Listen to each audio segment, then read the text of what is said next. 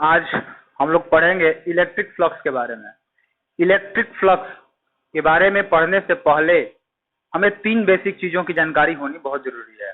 पहला जो है आपका एरिया वेक्टर क्षेत्रफल सदिश, दूसरा प्लेन एंगल समतल कोण और तीसरा सॉलिड एंगल ठोस कोण। अब सबसे पहले हम लोग बात करेंगे क्षेत्रफल सदिश की, एरिया वेक्टर की। तो एरिया वेक्टर एक्चुअली हम लोग ये जानते हैं, बचपन से पढ़े हैं या अब तक हम लोगों को ऐसा कुछ नहीं मतलब फेस करना पड़ा था कि एरिया को वेक्टर क्वांटिटी के रूप में लें। हमने अब तक यही पढ़ा था कि एरिया जो है स्केलर क्वांटिटी होती है, और अगर सिंपल स्केलर और वेक्टर का डिफिनीशन पर चलें तो ये बात भी सही है कि एरिया के पास कोई डायरेक्शन नहीं होता इन जनरल। तो ये एरिया जो है आपकी स्केलर क्वांटिटी है, अदिश राशि है। लेकिन कुछ केस ऐसे होते हैं जहां पर हम लोग एरिया को वेक्टर क्वांटिटी के रूप में ले सकते हैं, सदिश राशि के रूप में ले सकते हैं। उसके लिए हमें करना क्या होता है कि थोड़ा सा कोई भी अगर सरफेस दिया हुआ है, कोई भी अगर एरिया दिया हुआ है, तो उस पर हमें थोड़ा सा काम करना पड़ता है। सपोज कीजिए कि यहाँ पर कोई आपको एक सरफेस मिला, ये कोई भी एक सरफेस है। अब इस सरफेस का एरिया जो है आपका है एस।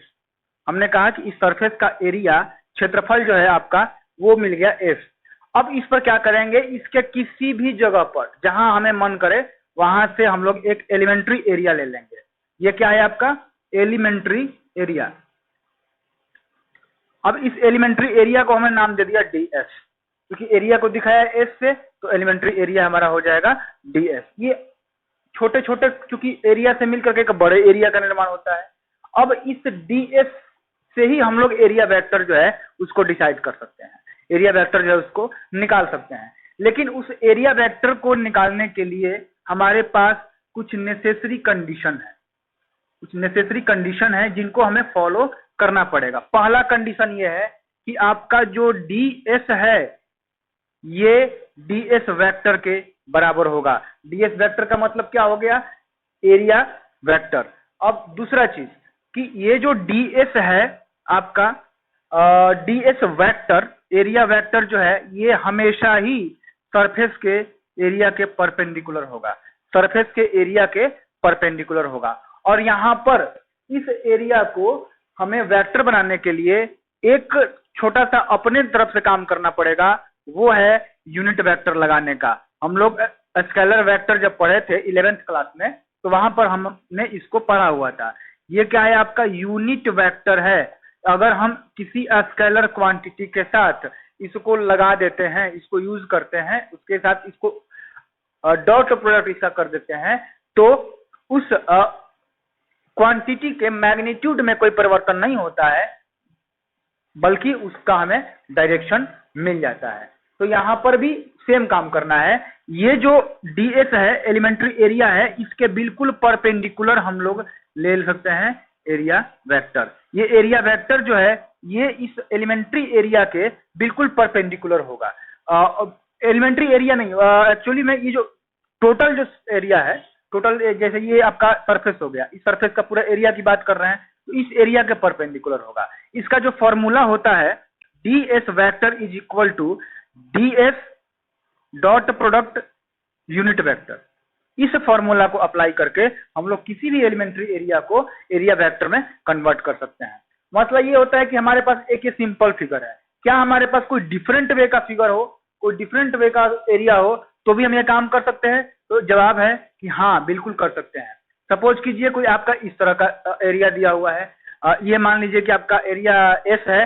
अब इस पर आपको अगर एरिया वेक्टर निकालना है, तो एरिया वेक्टर निकालने के लिए आप कहीं भी एक जगह पर यहाँ पर एलिमेंट्री एरिया ले लीजिए, और यहाँ एलिमेंट्री एरिया जब लेंगे तो इस सरफेस के परपेंडिकुलर, इस एलिमेंट्री एरिया के लिए सरफेस यहीं पर ना है, तो इसके बिल्कुल परपेंडिकुलर यहाँ पर हमने ले लिया डीएस वेक्टर। अब ये डीएस वेक्टर का फॉर्मूला हम लोग जान गए हैं, क्या होता है DS dot product unit vector. ये हो गया आपका एरिया वेक्टर। नेक्स्ट आपका है प्लेन एंगल। तो प्लेन एंगल के लिए बहुत सिंपल सा चीज है, ये हम लोग इस एंगल को बहुत बार देखे हैं, इनसे बहुत बार हम लोग रूबरू हो चुके हैं। देखिए, अगर कोई 2 डायमेंशनल फिगर है, 2 डायमेंशनल स्ट्रक्चर है, और टू डायमेंशनल है, इसका मतलब तो यही हुआ कि उसमें एक तो एक्स एक्सिस होगा और एक जो है आपका वाई एक्सिस होगा। सपोज कीजिए कि उन दोनों से, दो एक्सिस से, दो अक्षों से जो कोण बनेगा, जो एंगल बनेगा, उसी एंगल को हम लोग कहेंगे प्लेन एंगल। सपोज कीजिए कि एक एक्सिस आपका ये हो गया और एक एक्सिस आपका ये हो गया। अब इन दोनों के बीच में जो एंगल बना 90 का बना है, वो अलग चीज है। तो ये वाला जो है आपका, ये कहलाएगा प्लेन एंगल। या सपोज कीजिए कि एक एक्सिस आपका ऐसे आया, एक एक्सिस ऐसे आया, इस वे में मिला, यहां पर जो एंगल बना ये भी आपका हो जाएगा प्लेन एंगल। प्लेन एंगल को हम लोग डिनोट करते हैं थीटा से। प्लेन एंगल को डिनोट करते हैं थीटा से, और इसका जो एक यूनिट होता है वो यूनिट होता है रेडियन। डिनोट करते हैं इसको RAD डॉट, ये हो गया रेडियन। अब इसका वैल्यू हम कैसे निकालेंगे? प्लेन एंगल का वैल्यू निकालने का तरीका क्या है? तो आपने 9th क्लास में पढ़ा होगा, जब ज्योमेट्री 9th ही नहीं, आप मुझे लगता है कि 8th क्लास में पढ़ा होगा। जब थीटा का वैल्यू निकालना होता है तो इसका फॉर्मूला होता है आर्क अपॉन रेडियस, मतलब आर्क अपॉन आर। अब यहां पर सपोज कीजिए कि ये एंगल, दो लाइन एक दूसरे से एंगल बना रहे हैं, तो यहां पर जो इन दोनों लाइन के द्वारा अगर आर्क बन रहा है तो वो आर्क तो यही है ना। यहां पर अगर ये है, इससे अगर हम कहें कि आर्क कोई बन रहा है तो आर्क यही ना बन रहा है। तो ये आर्क की जो वैल्यू होगी उसमें से ये लाइन और ये लाइन दोनों इक्वल होंगे, तो ये दोनों के कोई एक जो इसकी लेंथ है वो रेडियस का काम करेगी। सपोज कीजिए कि हमने कहा कि भाई इस थीटा का, प्लेन एंगल का मैक्सिमम वैल्यू कितना हो सकता है, मतलब कि थीटा मैक्सिमम कितना होगा, अधिक से अधिक वैल्यू जो है इस प्लेन एंगल का कितना हो जाएगा। तो अगर हम लोग ये देखें कि ये जो दो हमारे एक्सिस हैं, अगर ये फुल्ली हम कहें कि यहां से चल करके यहां तक पूरा रोटेट करते हैं, तो ये एक सर्कल का निर्माण करेंगे। जो इनका जो आर्क बनेगा वो एक सर्कल का सर्कमफ्रेंस के बराबर होगा। जो इनकी चाप बनेगी वो एक वृत्त की परिधि के बराबर होगी। तो थीटा मैक्सिमम का वैल्यू क्या मिल जाएगा? 2 पाई r अपॉन में r। ये r और r कैंसिल, मतलब कि थीटा मैक्सिमम जो वैल्यू आपको मिलेगा वो मिलेगा 2 पाई का। 2 पाई इसका मतलब क्या हुआ? 360 डिग्री। 2 पाई जो है, ये जो है आपका मैक्सिमम वैल्यू होगा प्लेन एंगल के लिए। ओके, अब हम लोग बात करते हैं सॉलिड एंगल की। तो सॉलिड एंगल में थोड़ा सा, इसमें जो है 2 की जगह 3 एक्सिस पे काम करना पड़ता है। जैसे कोई भी 3D फिगर है, कोई 3D फिगर 3D फिगर का मतलब क्या हुआ? 3 डायमेंशनल, जहां पर एक्स एक्सिस भी होगा, वाई एक्सिस भी होगा और जेड एक्सिस भी होगा। ये तीनों एक्सिस जहां पर लाई करेंगे, ये तीनों एक्सिस से अगर किसी एंगल का निर्माण होता है, कोई एंगल, कोई कोण अगर बनता है, तो उस कोण को हम लोग बोलते हैं कि ये ठोस कोण है, या यूं कहें कि सॉलिड कोण है। जैसे देखिए यहाँ पर ये मार्कर है, ये मार्कर का इंक है और इसका कैप है। अगर हमने इस कैप को हम देखना शुरू करें तो ये कैप का जो इंटरनल जो एंगल बन रहा है, अंदर में सबसे लास्ट में जो एंगल बन रहा है, ये एंगल एक्सिस में बिलोंग कर रहा है, वाई एक्सिस में बिलोंग कर रहा है और जेड एक्सिस में बिलोंग कर रहा है। तो ये जो एंगल है ये प्लेन एंगल नहीं है। यहाँ पर जो एंगल बना है ये एंगल सॉलिड एंगल है। ये एंगल सॉलिड एंगल है। सॉलिड एंगल को हम लोग डिनोट करते हैं ओमेगा से।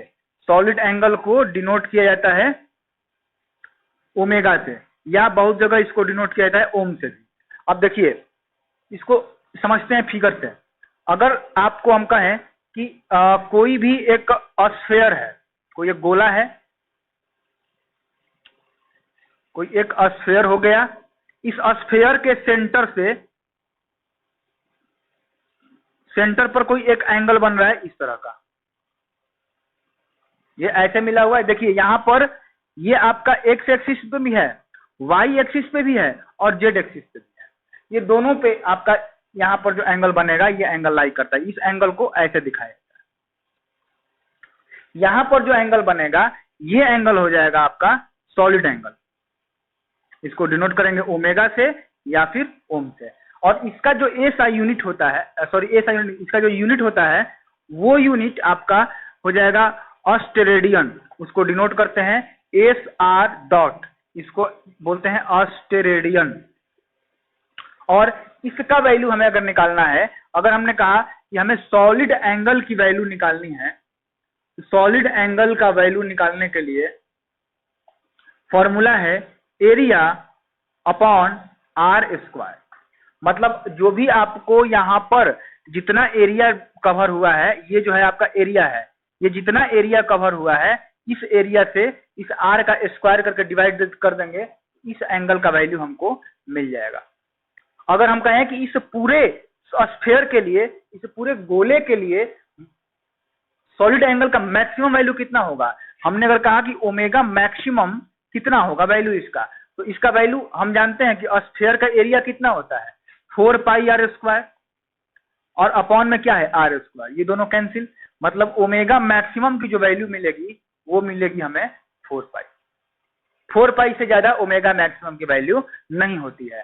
तो यहाँ पर हमने 3 चीजें सीखे। एक सीखा हमने एरिया वेक्टर। एरिया वेक्टर का मतलब क्या हुआ कि ds vector is equal to ds n dot product unit vector. इसका मतलब है कि एरिया वेक्टर जो है उस कोई भी एक एलिमेंट्री एरिया के साथ, किसी सरफेस के लिए एरिया वेक्टर निकालना है तो उस एलिमेंट्री एरिया के साथ अगर unit vector co dot product कर देंगे तो हमें एरिया वेक्टर मिल जाएगा। एरिया वेक्टर के लिए 3 नेसेसरी कंडीशन। पहला कंडीशन कि ds मतलब जो एलिमेंट्री एरिया है और एलिमेंट्री एरिया वेक्टर का जो मैग्नीट्यूड है वो दोनों बराबर होंगे। फिर एरिया वेक्टर जो है वो सरफेस के एरिया के परपेंडिकुलर होगा हमेशा, और एन कैप जो दिखाते हैं हम लोग यूनिट वेक्टर को दिखाते हैं, ये यूनिट वेक्टर का मैग्नीट्यूड हमेशा 1 होता है। इसके पास डायरेक्शन आपका होता है, जिस हिसाब से आप निकालना चाहें, जैसे आपका निकलता है वहीं उसका डायरेक्शन का वैल्यू होगा। हम अब बात करते हैं प्लेन एंगल का। प्लेन एंगल के बारे में हमने सीखा कि अगर 2D कोई फिगर है, 2 एक्सिस अगर एक दूसरे के साथ एंगल बना रहे हैं तो वो एंगल जो है आपका प्लेन एंगल होगा। प्लेन एंगल का जो यूनिट होता है वो रेडियन होता है। इसका फॉर्मूला होता है आर्क अपॉन रेडियस।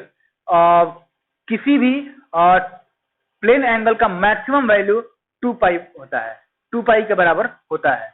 अब हम लोग सॉलिड एंगल की बात करें तो 3D फिगर्स जो होते हैं, एक्स एक्सिस, वाई एक्सिस और जेड एक्सिस, ये तीनों एक्सिस मिल करके कोई एंगल अगर बनाते हैं तो वो एंगल आपका सॉलिड एंगल होता है। इसका यूनिट जो होता है वो रेडियन होता है, और इसकी जो मैक्सिमम वैल्यू होगी, सॉलिड एंगल की मैक्सिमम वैल्यू 4 पाई के बराबर होती है। मैक्सिमम वैल्यू उससे ज्यादा नहीं होगी। ओके, अब विद्युत फ्लक्स के बारे में देखिए। विद्युत फ्लक्स एक्चुअली ये एक किसी भी वेक्टर क्वांटिटी का फ्लक्स एक गुण होता है। फ्लक्स का मतलब होता है फ्लो करना, बहाव होना, और इलेक्ट्रिक का मतलब है ये इलेक्ट्रिक फील्ड का, विद्युत का। विद्युत का मतलब यहाँ पर विद्युत क्षेत्र है, इलेक्ट्रिक फील्ड है, और इलेक्ट्रिक फील्ड के बहाव जो है, जो उसका फ्लो है, उसी से हम लोग समझेंगे इलेक्ट्रिक फ्लक्स को। ऐसा नहीं है कि फ्लक्स सिर्फ इलेक्ट्रिक फील्ड का होता है, ये हम लोग इसी आपके 12th में ही पढ़ेंगे। जब मैग्नेटिज्म में जाएंगे तो वहां पर हम लोग मैग्नेटिक फ्लक्स के बारे में पढ़ेंगे। एक और चीज है, अब सपोज कीजिए कि ये एक वाटर का बोतल है। इस वाटर के बोतल से आपको, अगर हमने इसके ढक्कन को, जो इसका ढक्कन है, हमने कहा कि ये जो है कोई एक सरफेस है, कोई एक सरफेस इस वाटर के बीच में, वाटर फील्ड है, पानी का क्षेत्र है, इसके बीच में हमने इसको लाया। अब इस जो सरफेस है, इस सरफेस से अगर वाटर को हमने वो कराया, फ्लो कराया, देखिए वाटर यहाँ से निकल रहा है, ये बिल्कुल वाटर जाएगा प्रेशर के हिसाब से परपेंडिकुलरली जा रहा है, तो इसको हम लोग बोलेंगे कि ये वाटर का फ्लक्स है, ये वाटर फ्लक्स है। ठीक इसी तरह से आपका इलेक्ट्रिक फील्ड का भी जो उसके बीच में आने वाली सरफेस के थ्रू, आने वाली सरफेस से जो उसका फ्लो होता है, जो उसका बहाव है, वही हम कहा जाता है कि आपका इलेक्ट्रिक फ्लक्स है। देखिए इसको ऐसे समझते हैं, ये इलेक्ट्रिक से हमने यहाँ पर इसे ले लिया हमने इलेक्ट्रिक फील्ड, ठीक है, विद्युत क्षेत्र, और फ्लक्स का मतलब हमने ले लिया फ्लो, मतलब बहाव। मतलब कि विद्युत क्षेत्र का जो बहाव होगा, विद्युत क्षेत्र का जो बहाव होगा, वही सरल भाषा में कहें तो विद्युत फ्लक्स होगा। अब यहाँ पर एक चीज हम ये देखेंगे कि ये आखिर बहाव होता क्या है। तो बहाव किसी भी सदिश राशि का, किसी भी वेक्टर क्वांटिटी का एक गुण होता है, उसका प्रॉपर्टी होता है, नेचर होता है। अब ये सपोज कीजिए कि यहाँ पर जो इलेक्ट्रिक फील्ड है, इस इलेक्ट्रिक फील्ड को किसी, जैसे यहाँ पर पूरा बहुत सारा इलेक्ट्रिक फील्ड है, इलेक्ट्रिक फील्ड यहाँ पर इस जगह फ्लो कर रहा है, हमने इस बीच में किसी एक सरफेस को ला करके रख दिया। सपोज कीजिए यहाँ पर हमने कोई भी एक सरफेस ला करके इस इलेक्ट्रिक फील्ड के बीच में हमने रखा, तो सब इलेक्ट्रिक फील्ड का जितने भी लाइंस हैं, जितने भी विद्युत बल रेखाएं हैं, इलेक्ट्रिक लाइन ऑफ फोर्स जो है वो सभी तो पास नहीं करेंगी, लेकिन कुछ इलेक्ट्रिक लाइन ऑफ फोर्स होंगी जो क्या करेंगी, इससे बाहर निकल जाएंगी, इससे बाहर निकल जाएंगी। ये आपका है इलेक्ट्रिक फील्ड। अब ये जितनी बल रेखाएं बाहर निकलेंगी, उसी बल रेखा की जो संख्या होगी, जो जितनी भी इलेक्ट्रिक लाइन ऑफ फोर्सेस बाहर निकलेंगी, उसी की जो संख्या होगी उसको हम कहेंगे इस सरफेस के लिए, इस पृष्ठ के लिए, इस पृष्ठ से रिलेटिव, उससे संबंधित इसका विद्युत फ्लक्स है। यहाँ पर डिफिनेशन लिखा गया है, कहा गया किसी विद्युत क्षेत्र में, यहाँ पर विद्युत क्षेत्र है स्थित किसी पृष्ठ के, यहाँ पर पृष्ठ स्थित है, कहा गया किसी विद्युत क्षेत्र में स्थित किसी पृष्ठ के लंबवत मतलब परपेंडिकुलर गुजरने वाली, पास होने वाली जो इलेक्ट्रिक फील्ड लाइंस हैं, जो विद्युत बल रेखाएं हैं, उनकी संख्या को, उनके जो नंबर्स होंगे, कितनी रेखाएं पास हुई हैं, इस पृष्ठ से संबंधित, इस सरफेस से रिलेटेड, उसको इलेक्ट्रिक फ्लक्स कहेंगे। इलेक्ट्रिक फ्लक्स को हम लोग डिनोट करते हैं फाई से, इलेक्ट्रिक फ्लक्स को फाई से डिनोट किया जाता है। यहाँ पर इलेक्ट्रिक फ्लक्स जो है इसको डिनोट करेंगे फाई से, क्योंकि फाई फ्लक्स दिखाता है, ये इलेक्ट्रिक है, तो यहाँ पर हमने दे दिया ई। फ्लक्स जो है, फ्लक्स के लिए हमने लिया फाई, और इलेक्ट्रिक है तो यहाँ पर दे दिया ई। अगर यहीं पर मैग्नेटिक फ्लक्स की बात होती तो फाई एम हो जाता। अब एक चीज आपका आता है कि फ्लक्स घनत्व क्या है, इसका डिफिनेशन यहाँ पर दिया गया है। कहा गया कि विद्युत बल रेखाओं के लंबवत एकांक क्षेत्रफल से गुजरने वाली बल रेखाओं की संख्या को विद्युत फ्लक्स की तीव्रता या फ्लक्स घनत्व कहते हैं। जो आपका इलेक्ट्रिक लाइन ऑफ फोर्सेस हैं, इन इलेक्ट्रिक लाइन ऑफ फोर्सेस के परपेंडिकुलर, मतलब जो क्या बोलते हैं कि एकांक क्षेत्रफल से, यूनिट एरिया से जो इलेक्ट्रिक लाइन ऑफ फोर्सेस गुजरेंगी। अब सपोज कीजिए कि ये तो हमने यहाँ पर जो हम फिगर बनाए थे, ये फिगर, इस फिगर से तो ये पूरा का पूरा एरिया से आपके पास हो रही थी इलेक्ट्रिक फील्ड ऑफ लाइन, लेकिन हमने कहा कि नहीं, ये अगर ये पूरा एक एरिया है, अब हमने यहाँ पर एक यूनिट एरिया ले लिया, यहाँ पर ले लिया हमने एक यूनिट एरिया। अब इस यूनिट एरिया से सपोज कीजिए कि 3 या 4 या 5 जितनी भी हैं आपकी लाइनें जो है इस सरफेस के परपेंडिकुलर निकल रही हैं, तो ये इसमें जो संख्या होगी, इसमें जो नंबर्स होंगे लाइंस की, उनको कहेंगे कि ये फ्लक्स की डेंसिटी है, फ्लक्स का घनत्व है, या ये कहेंगे कि इंटेंसिटी ऑफ फ्लक्स फील्ड है, मतलब फ्लक्स क्षेत्र की तीव्रता है। अब अगर हम लोग ये यहाँ पर बात करें इसके फॉर्मूलाज की, तो इसका जनरल फॉर्मूला होता है, मान लीजिए कि आपका विद्युत क्षेत्र जो है, विद्युत क्षेत्र ई वेक्टर है, और यह किसी एलिमेंट्री एरिया डेल्टा एस है, मतलब कि आंशिक क्षेत्रफल, इसको हम लोग एलिमेंट्री एरिया बोल सकते हैं, एलिमेंट्री एरिया डेल्टा एस से इसको हम लिख देते हैं इलेक्ट्रिक फील्ड, इलेक्ट्रिक फील्ड, ये जो है आपका ये इलेक्ट्रिक फील्ड। अब ये इलेक्ट्रिक फील्ड जो है, और ये किसी आंशिक क्षेत्रफल से, एलिमेंट्री एरिया डेल्टा एस से हो करके अगर गुजरती है, तो इसका जो विद्युत फ्लक्स निकलेगा, वो विद्युत फ्लक्स का फॉर्मूला होगा delta phi E is equal to electric field into delta S, electric field into delta S. अब अगर हम लोग इसको डिफरेंशियल के फॉर्म में लिखेंगे तो यहाँ पर हम लिख सकते हैं D phi E is equal to E D S. ये फॉर्मूला हो गया आपके इलेक्ट्रिक फ्लक्स का जनरल फॉर्मूला। लेकिन इतने पर ही कहानी नहीं है। कहानी जो है अभी बहुत दो स्पेशल केसेस हैं इसमें। अभी तो हालांकि हम लोग इस पर आधारित जो गॉस थ्योरम पढ़ेंगे, तो गॉस थ्योरम के बाद अच्छे स्ट्रक्चर, बहुत सारे स्ट्रक्चर्स का हम लोग फ्लक्स निकालने सीख जाएंगे और हम लोग वो करेंगे भी। यहाँ पर देखिए ये डिफिनेशन उम्मीद है आपने नोट कर लिया होगा इसका। हाँ, इसका एक यूनिट जो है न्यूटन पर कूलम मीटर स्क्वायर। इसी को हम लोग वोल्ट मीटर भी कहते हैं। इसको हम लोग डिराइव करेंगे कुछ देर के बाद, हम लोग इसको भी डिराइव करेंगे। या इसको हम अभी कर लेते हैं, ऐसा है तो आप देखिए कि अगर हम लोग कहें कि एस आई यूनिट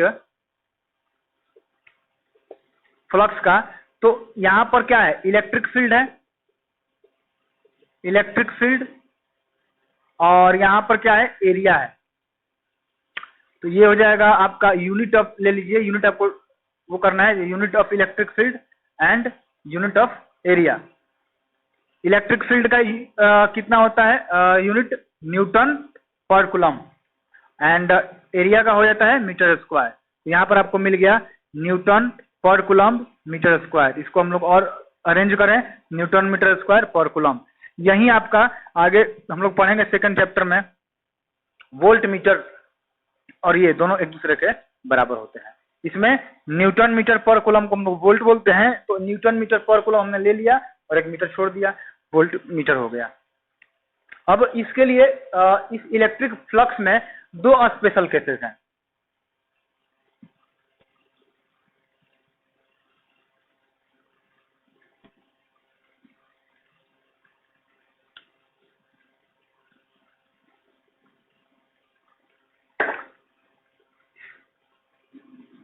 केस 1, अगर मान लीजिए क्या होगा यदि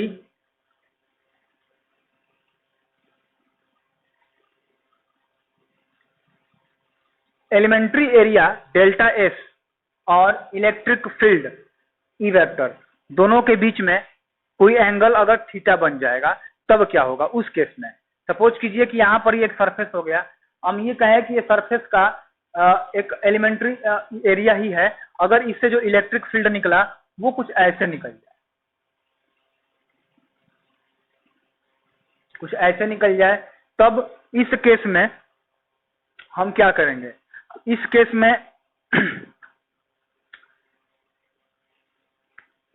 हम ये देखेंगे कि इनके बीच में एक एंगल बन गया है थीटा, ठीक है। हम लोग अब इस पूरे फील्ड को लेने की जरूरत नहीं है, किसी एक इलेक्ट्रिक फील्ड ऑफ लाइन को हम लोग एक कंपोनेंट मान करके अपना काम करेंगे। देखिए यहाँ पर सपोज कीजिए कि एक बार हम फिर इस सरफेस को फिर से ऑब्जर्व करेंगे। ऑब्जर्व करने के बाद हमने देखा ये इलेक्ट्रिक फील्ड का डायरेक्शन जो है ये इधर है। अब ये इलेक्ट्रिक फील्ड का डायरेक्शन इधर है, मतलब ये जो एरिया वेक्टर जो है, ये एरिया वेक्टर का डायरेक्शन तो ये है। अब ये एरिया वेक्टर के साथ कोई एक एंगल बना लिया, एंगल सपोज कीजिए कि यहां पर हो गया थीटा, एंगल आपका हो गया यहां पर theta.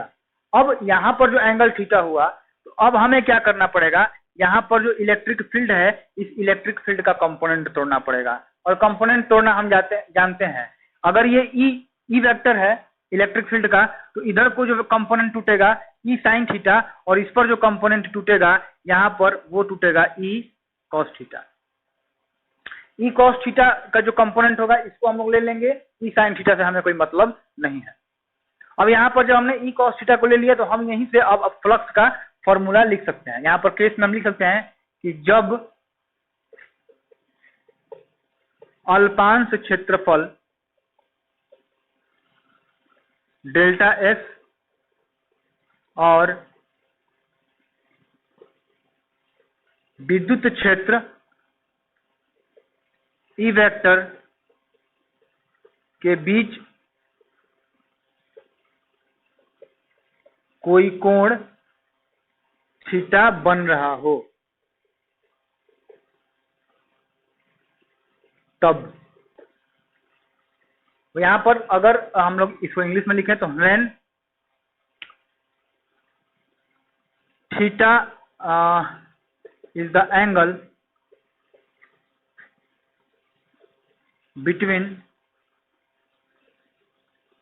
Elementary area delta S and electric field E vector, तब यहां पर जो डेल्टा फाई ई हमारा फॉर्मूला था इलेक्ट्रिक फील्ड इनटू एरिया, जो एलिमेंट्री एरिया था, तो यहां पर हो जाएगा E cos theta into delta S. तो यहां पर हमारा हो जाएगा phi E is equal to E delta S cos theta, E delta S cos theta.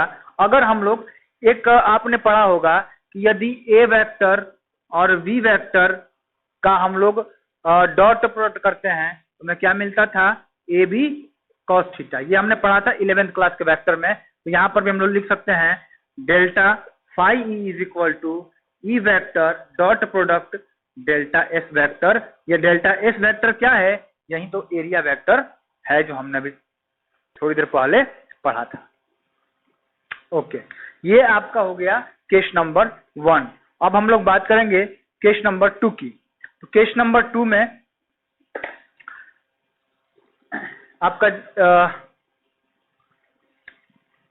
मान लीजिए कि कोई भी एक बंद सतह दे दे, कोई एक क्लोज्ड सरफेस दे दे, तब हम क्या करेंगे। तो कोई भी अगर एक क्लोज्ड सरफेस दे दे, अब सेकंड केस में हमने क्या किया कि देखा कि अगर कोई क्लोज्ड सरफेस है, मान लीजिए कि ये आपका कोई एक क्लोज्ड सरफेस है। अब ये क्लोज्ड सरफेस के अंदर में इलेक्ट्रिक फील्ड आपको दिया हुआ है। अब ये हमने कहा कि ये जो है आपका क्लोज्ड सरफेस, मतलब कोई बंद सतह है, बंद सतह के अंदर आपको इलेक्ट्रिक फील्ड दिया हुआ है। तो अब हम क्या करेंगे, तो हमारे पास तरीका है, ये बंद सतह किसी न किसी छोटे छोटे कंपोनेंट से मिलकर बना होगा। अगर ये हमारे पास मार्कर है तो इस मार्कर के बहुत सारे छोटे छोटे कंपोनेंट हैं। एक ये इसका ये कैप है, उसके बाद इसकी निब है, उसके बाद इसका ये सामने वाला जो पोर्शन है, उसके बाद अंदर में बहुत सारे कंपोनेंट हैं, फिर ऊपर का कवर है। ये छोटे छोटे कंपोनेंट से मिलकर के ये पूरा का पूरा क्लोज्ड सरफेस बना है ना। तो क्या करेंगे कि इस पूरे के पूरे जो क्लोज्ड सरफेस है, बंद सतह है, इसको छोटे छोटे पार्ट्स में तोड़ लेंगे। जब छोटे छोटे पार्ट्स में तोड़ेंगे तो हमारे पास क्या मिलेगा, हमको जो एलिमेंट्री सरफेसेस इसके मिलेंगे, एलिमेंट्री सरफेस जो मिलेंगे वो मिलेंगे हमारे delta S1, delta S2, delta S3, ऐसे करके डेल्टा Sn तक मिलेंगे। n टाइम्स से जा सकते हैं, वो हमें कितना भी हो सकता है, कोई उससे दिक्कत नहीं है।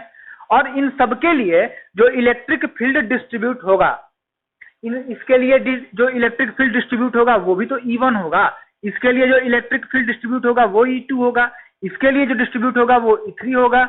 ऐसे ही करते करते इसके लिए जो डिस्ट्रीब्यूट होगा वो En होगा। इतने इलेक्ट्रिक फील्ड इस पर डिस्ट्रीब्यूट होंगे। अब अगर ये हमें अलग सतह सरफेस से ये मिल गया, अलग सतह ये मिल गया, अलग सतह ये मिल गया, तो इन सबका इंडिविजुअली अलग अलग रूप से तो हम फ्लक्स निकाल ही सकते हैं। इसको हम फिगर में देखते हैं। यहाँ पर अगर मान लीजिए कि हमारा क्लोज्ड सरफेस है, हमने किसी एक को ले लिया, मान लीजिए कि हमने इसी को ले लिया, इसी को हम दिखा रहे हैं, लिया तो सब पे गया है। ये सपोज कीजिए कि ये डेल्टा S1 है। अब ये डेल्टा S1 पर जो इलेक्ट्रिक फील्ड है, इलेक्ट्रिक फील्ड सपोज कीजिए ऐसे गई है E1, और इस पर एक इसका जो एरिया वेक्टर का जो यूनिट वेक्टर है वो आपका हो गया ये n यूनिट वेक्टर। अब अगर हमें इसका इलेक्ट्रिक फ्लक्स निकालना है तो कैसे निकालेंगे, तो phi E is equal to क्या हो जाएगा,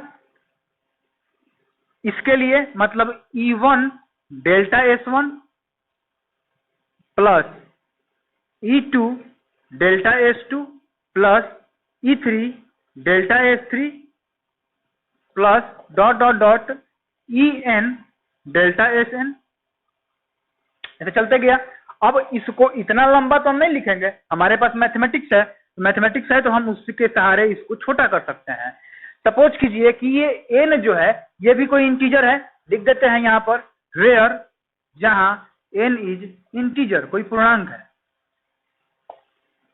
ठीक है, तो यहां पर हम कर सकते हैं कि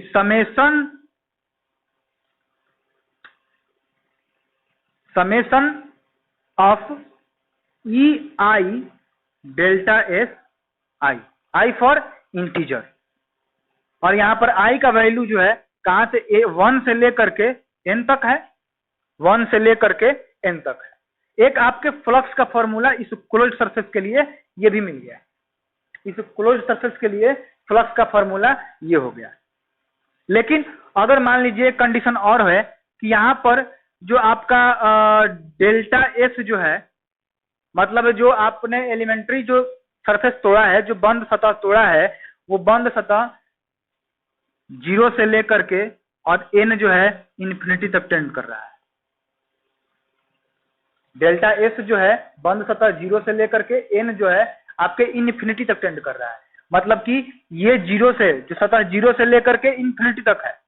तब हमारे लिए इसका फॉर्मूला क्या होगा, तब कोई दिक्कत नहीं है, हम क्या करेंगे कि phi E is equal to, क्योंकि डेल्टा फाई होगा, डेल्टा फाई को इंटीग्रेट कर देंगे, इस पूरा का पूरा हम टर्म को इंटीग्रेट कर देंगे। इसका जो है हम लोग सरफेस इंटीग्रेशन कर देंगे।